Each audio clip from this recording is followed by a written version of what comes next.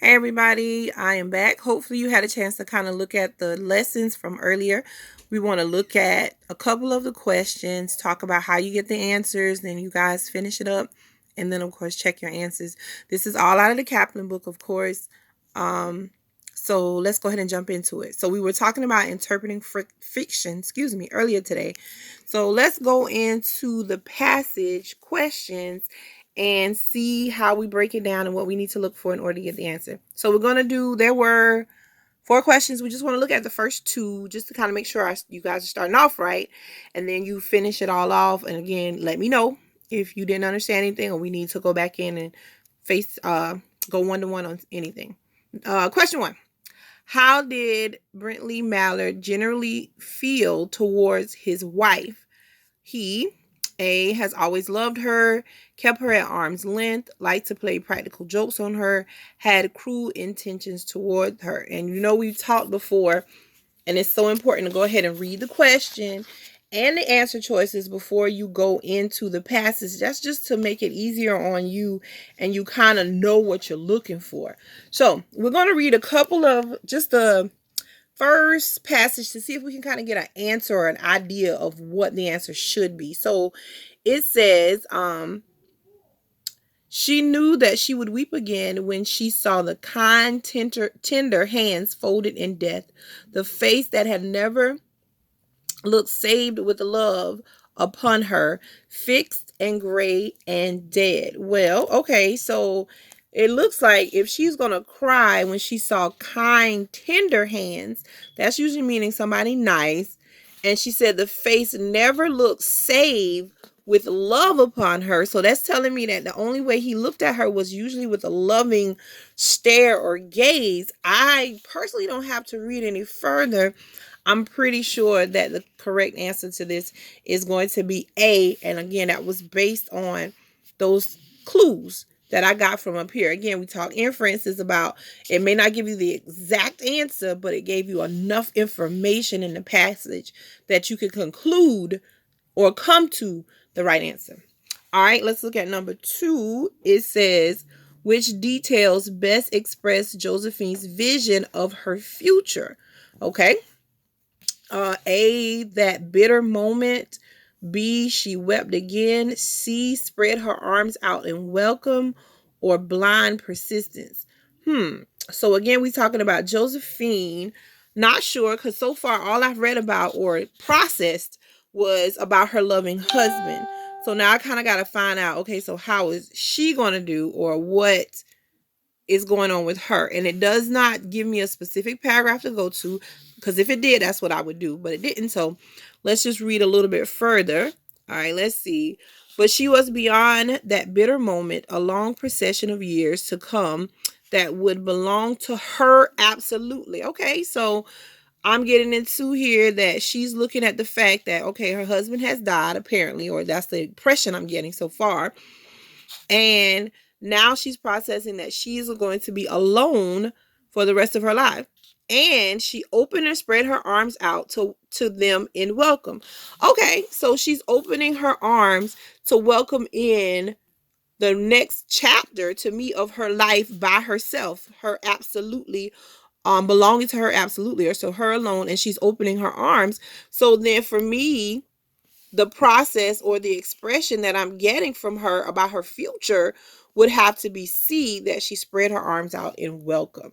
Okay, because again, I'm processing it here. Now, look, I didn't have to read all of these passages, all of these paragraphs in the passage in order for me to get the first 2 answers. So, y'all be careful of that as you are preparing for the test. Remember, reading the question is best because it allows me to see what I need to focus on as opposed to reading everything and then rereading everything. And we don't want to do that. All right, make sure you finish this page off and check your answers. I also gave you guys some social studies.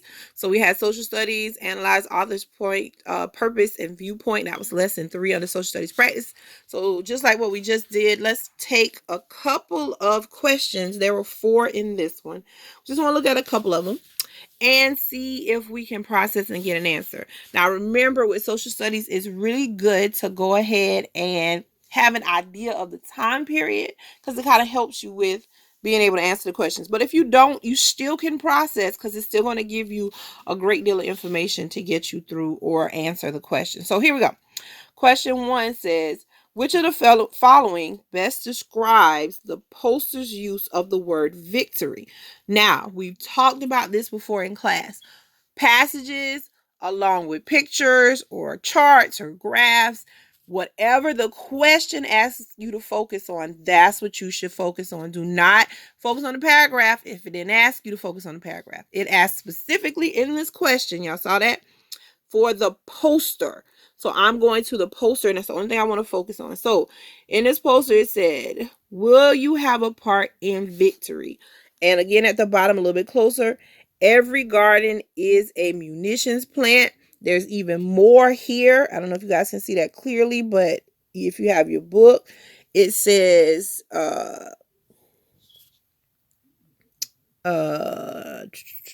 sorry, I can't. Oh, there it goes. Write to National War Garden Commissions, Washington, D.C. for free books on gardening, canning, and I'm not clear on that one. So you have all of that information there. Also, if we look in here, we have this beautiful woman dressed in a flag. She has a pot here. I'm sorry, a planter here. She's spreading seeds into the soil and all of that. She looks happy while she's doing it. Like, it is the best thing ever. So for me, as I read the question of the answers, is she being ambiguous? Well, no, she's not being ambiguous. Is this informative, propagandistic, or impersonal?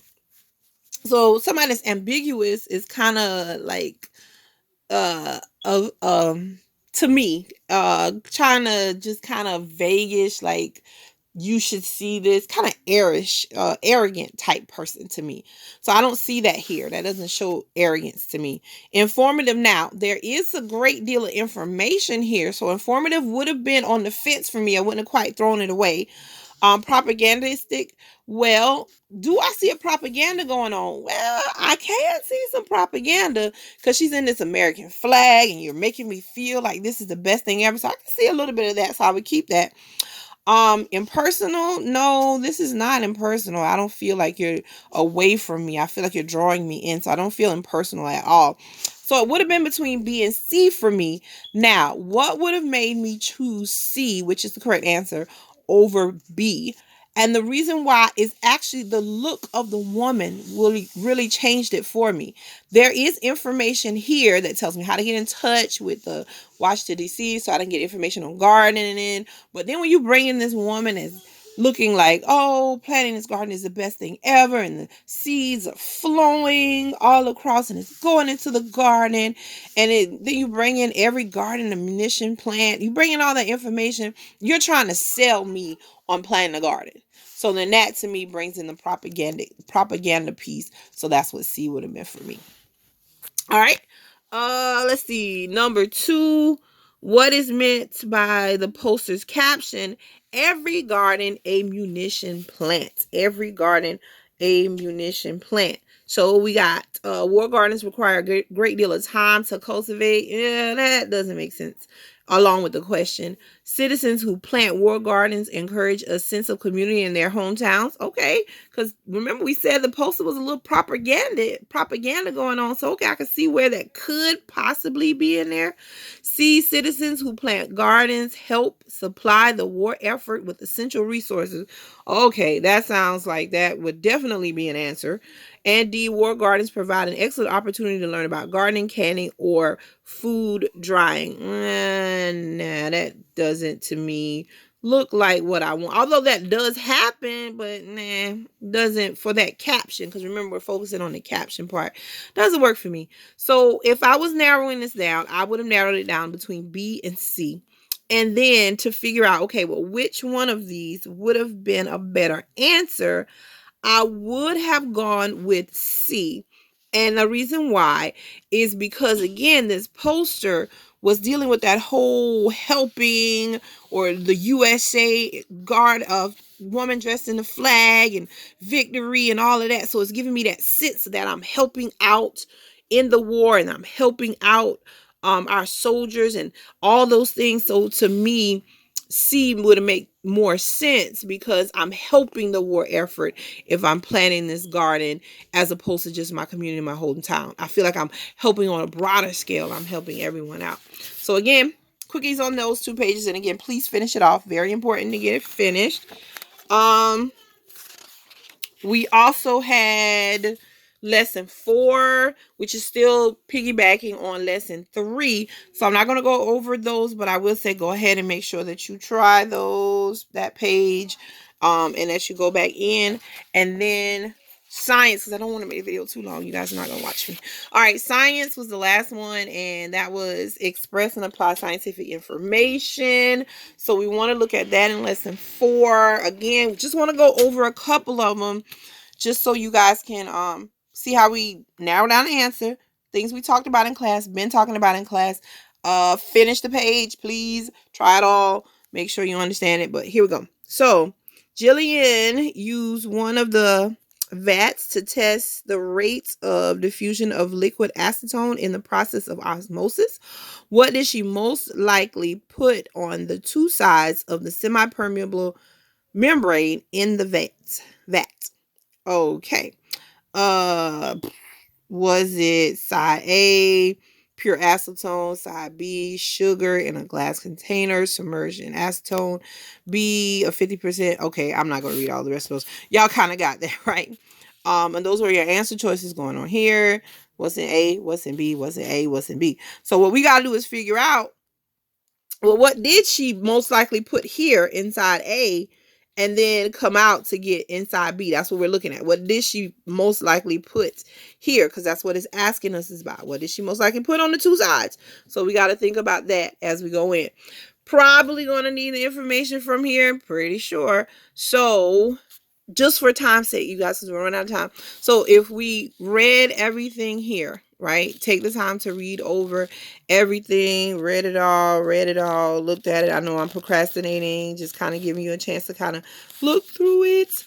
Then the correct answer to that would be, boom, boom, boom, boom, boom, boom. It would have been C, pure acetone and a solution of sugar in acetone. That's what she was able to do when she looked at it. And again, because we have the information, see how quickly various liquids and spilling out sugar, dissolving them, undergoing osmosis. So we got all of the stuff we need right there. So we were able to see what was going on. Okay. So please keep that in mind as we look at that. Number 2, and I know I'm speeding it just a little bit, but I want to finish real quick. I don't want to make it too long. Okay, based on the table above, which solvent had the highest rate of diffusion? Which solvent had the highest rate of diffusion? So, of course, we're looking at this time-wise. We're looking at the solvent itself and how much time it took for it to reach that point.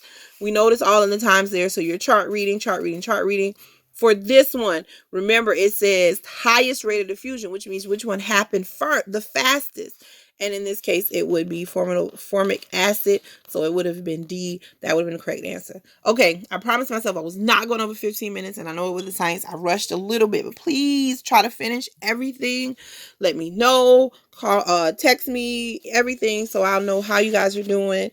Finish those pages in your book, and let's make sure we're staying in contact, stay studying so we can get ready for the test. All right, y'all have a good one.